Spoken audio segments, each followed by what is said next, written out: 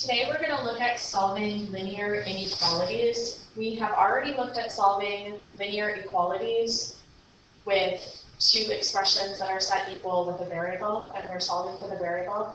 We're going to do something very similar, except now instead of the two expressions being equal, the two expressions are unequal. So a linear inequality is an inequality that can be written in one of these forms.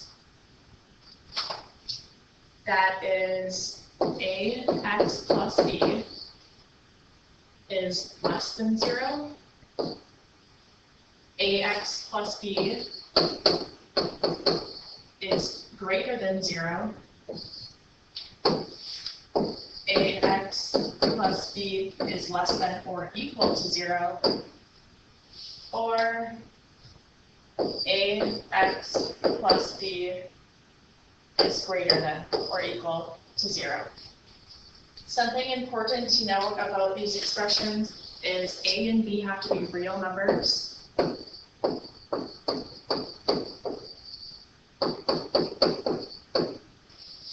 And a is not equal to 0. The next definition we have for this lesson are compound inequalities. And compound inequalities consist of two or more simple equations that are joined by the word and or.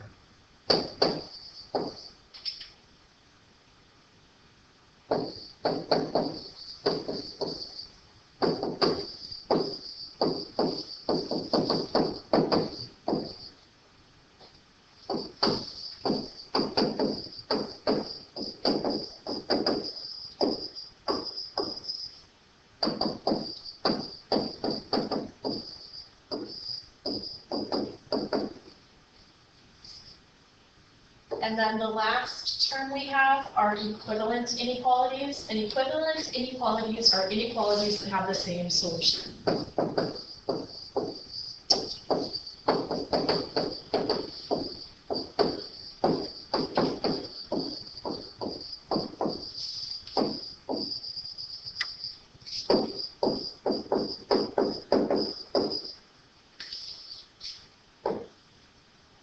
As we're going through this video, you can feel free to pause or rewind if you need to hear something again.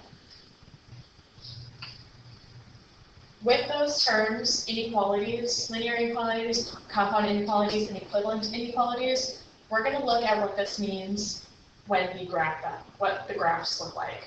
So the first inequality we're going to graph is x is less than or equal to -4. When you're graphing something that says less than or equal to, you indicate that 4 is included in this graph, and you do that by putting a closed dot or a filled in dot on the 4, and we're going to represent where x would fall. So it can be anything that is less than or equal to 4, so 4 is included in this. And it's anything to the left of that. When we're graphing something that just says greater than, or if it would just say less than, we're now indicating that the -2 is not included in the solution. So x is greater than -2. It can't be -2, but it can be -1.99999, but it's not -2. So we indicate that by just using a circle, not a filled in circle, just a circle. And x can be anything that's greater than -2. So the solution for x would be anything on the number line to the right of a -2. Take a minute to graph these two inequalities. You may want to pause the video.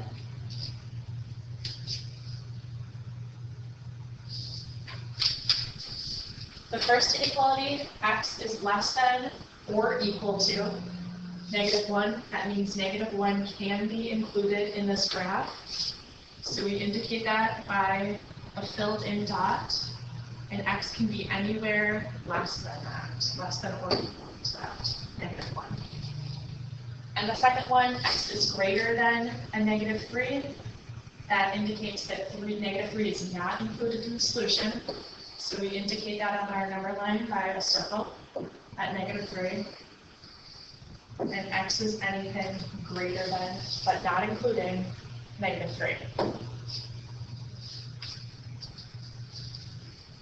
Compound inequalities are a combination of two of those simple inequalities that we just looked at. So in this inequality, we have really two inequalities. We have negative 3 is less than x, and we have x is less than 1. So when we have one long expression like this that has two inequalities, we use the word and. X is greater than negative 3, and x is less than 1.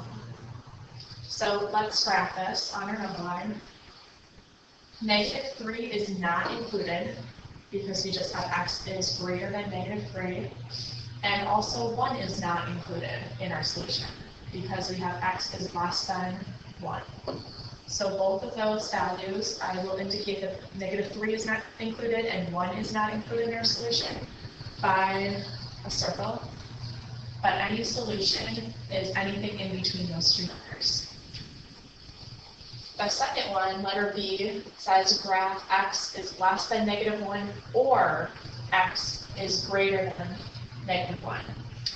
This word or means that the solution is true for either this one or this one. So it's true that either x is less than negative 1 or x is greater than or equal to 1. So we need to graph both of those inequalities and find where a solution would be for x. So the first one, x is less than negative 1. Here's our negative 1. A solution does not include negative 1. So anything to the left of negative 1 is a solution for x. Or x is greater than or equal to 1. In this case, 1 is included. The solution would be anything greater than or equal to negative 1.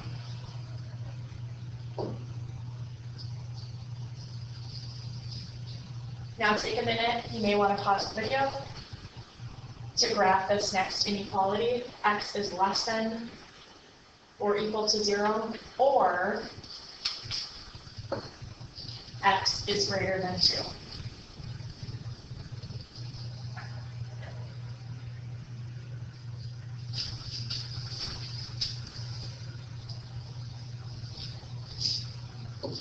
In this solution, 0 could be a solution for x because it says less than or equal to 0.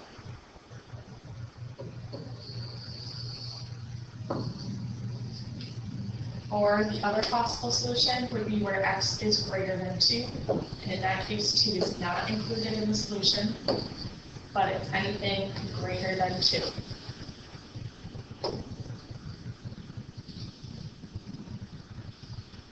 When we were solving inequalities, we had the multiplication and addition and subtraction and division property of equality. We have something similar for inequalities, and these are called transformations. So the first transformation applied to inequality that's going to produce an equivalent inequality would be to add the same number to each side. So if your original inequality is x minus 7 is less than 4, we can add 7 to both sides, and we get x is less than 11. We can also subtract the same number from each side.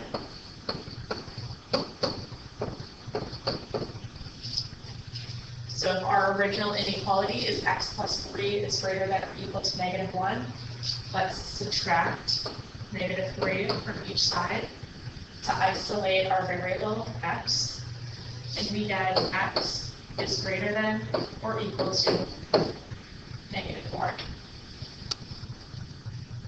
We can also multiply each side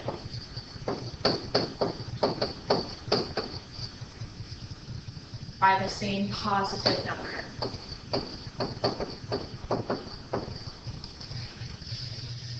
So if our original inequality is 1/2 x is greater than 10, we can multiply each side of the inequality by 2, and we get an equivalent inequality of x is greater than 20.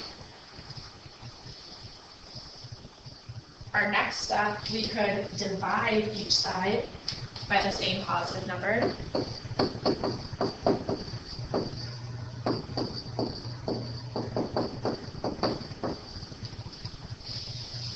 So if our original inequality is 5x is less than or equal to 15, we can divide each side by 5 to isolate x, and we get x is less than or equal to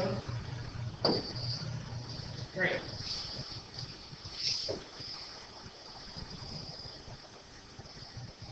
Now, a couple things that we didn't have when we were just working with linear equalities are the rules about multiplying and dividing by negative numbers. So our first rule, transformation rule, about negative numbers is that we can multiply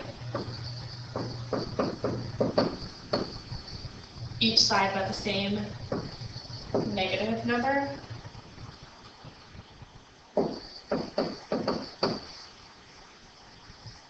But if we do this, we also have to reverse the inequality. So for example, if we have negative x is less than 17, we can multiply each side by -1, and we get negative x times -1 is x.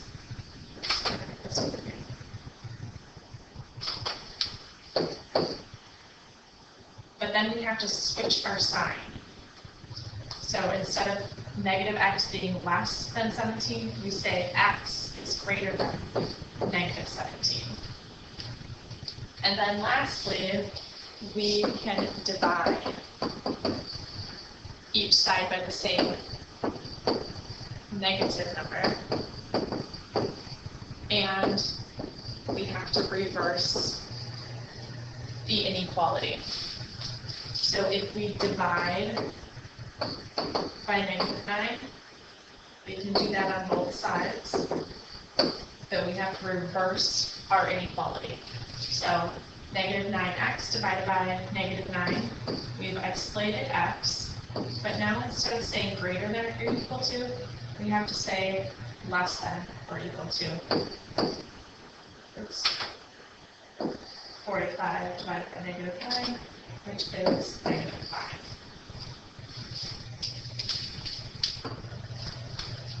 So we are going to use these transformation rules that we apply to inequalities in order to solve the inequality. And by solve the inequality, I mean give a solution for the variable, which in this case is x. So let's combine what we've learned about creating verbal models in lesson 1.5 with these new concepts of inequalities. So in this next example, let's create a solution for how many possible numbers of times we can play the game. So we have $50 to spend at a county fair. We have to spend $20 for admission. And we want to play a game that costs $1.50 each time we play. How many times can we play the game? So the first thing we want to do is create a verbal model. Then we're going to use that model to write an inequality.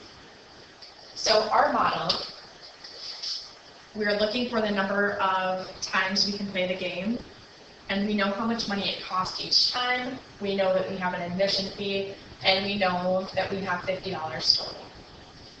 So with our verbal model, we would say something like admission plus the cost per game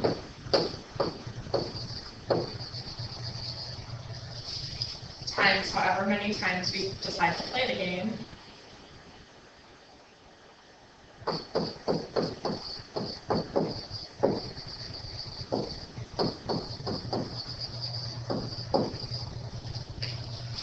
has to be less than or equal to the amount we can spend.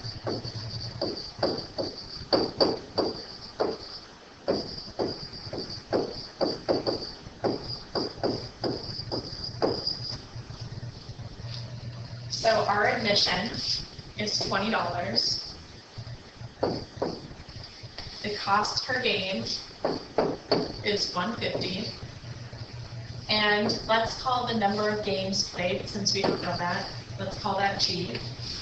We know that all of that has to be less than or equal to the amount of money we have to spend, which is $50.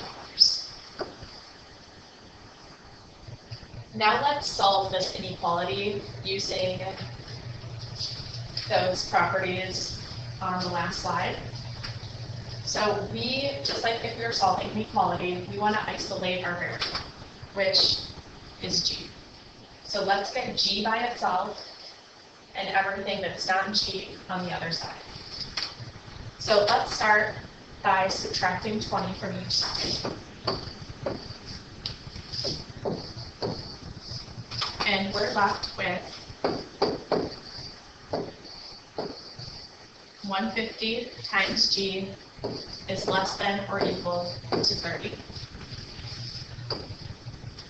Now to isolate G, we can divide both sides by 150 or 1.5.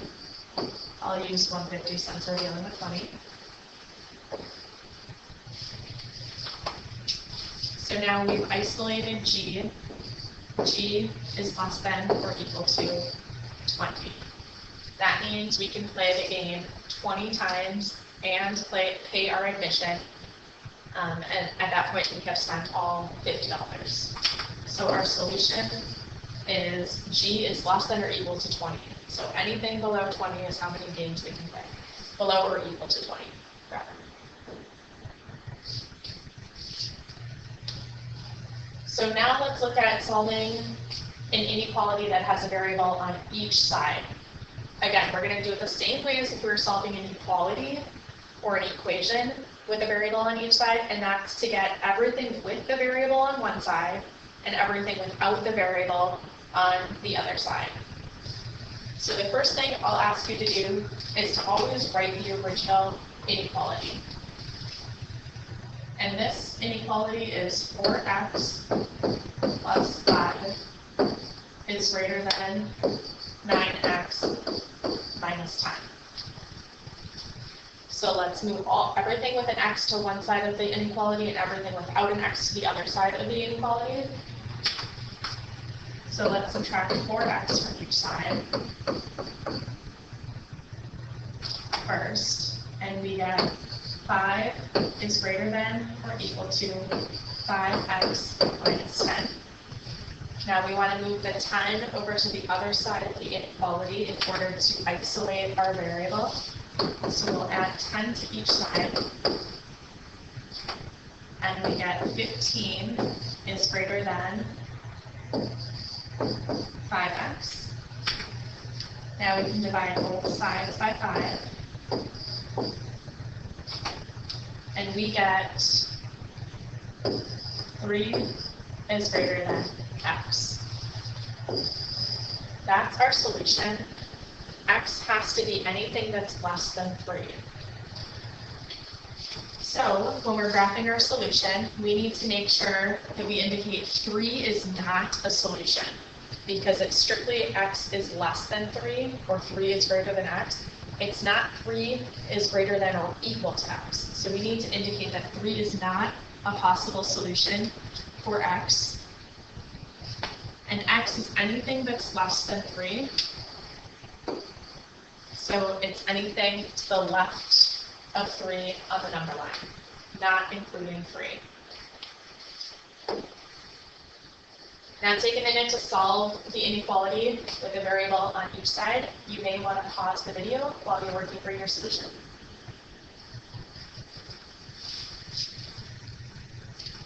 So to solve this inequality, again, we're going to get x, all the x's to one side and all the non-x's to the other side. So I'm going to start by adding 2 to each side. And I get x is less than or equal to 4x minus 6. And then I'm going to subtract 4x from both sides. And I get negative, oops, that should be 4x. And I get negative 3x is less than or equal to negative 6. Now, in order to isolate x, I need to divide by negative 3 on both sides. And when I divide by a negative number, I have to remember to reverse my inequality sign. So therefore, I get x is greater than or equal to 2. Now, you may have also done it where you didn't have to divide by a negative side. So if you started with x minus 2 is less than or equal to 4x minus 8, and you decided to start by adding 8 to each side, you would get x plus 6 is less than or equal to 4x. And then you would subtract x from each side to get 6 is less than or equal to 3x. And then to isolate x, you would have divided each side by a positive 3 to get 2 is less than or equal to x. 2 is less than or equal to x, and x is greater than or equal to 2 is the same thing. So these two inequalities are exactly the same, so the graphing the solution will not look any different no matter which way you solve it. So to graph the inequality, we want to make sure that 2 is included in our solution. So filled in dot, and we're saying x is greater than or equal to 2. So it's possibly 2, but anything larger than 2 as well.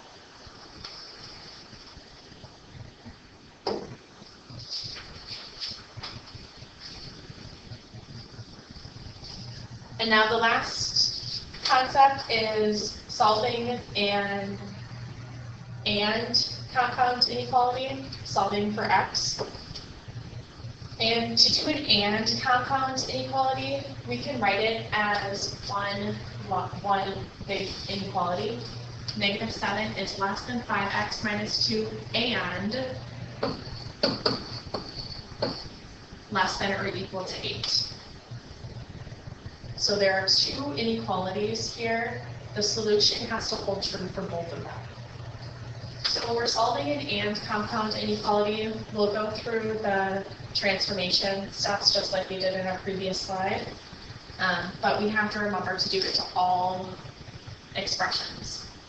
So again, we want to isolate our variable, which is x. So in this center expression, we have 5x minus 2. We want to get it just with the x terms. So that means we're going to add 2, but we have to do that to each expression. So instead of only having 2 sides, now we have 3 sides. So we get negative 5 is less than 5x, which is less than or equal to 10. And now we have to divide each expression by 5 in order to isolate our variable. So we're left with negative 1 is less than x, which is less than or equal to 2. Now to graph our solution, the x has to hold true with both being greater than negative 1 and being less than or equal to negative 2. Negative 1 is not included in our solution. 2 is a possible solution. since it says and, we're connecting those two solutions. So anything above -1, anything greater than -1, and anything less than or equal to -2. With an or compound inequality, we're saying that there's a solution for x if it holds true for either of these inequalities. So with an or compound inequality, we're going to write the first inequality, which is 4x minus 7 is less than or equal to 5. And we're going to solve this first inequality. So we can add 7 to both sides. And we're left with 4x is less than or equal to 12. Oops. We can divide both sides by 4 to isolate our variable. And we're left with x is less than or equal to 3. That's one set of solutions. The next set of solutions is within the second inequality. So we solved this first one. Now we need to solve the second inequality, because the solution for x is either less than -3 or whatever x is for the second solution. So let's write the second inequality, and we have 3x plus 2 is greater than or equal to 23.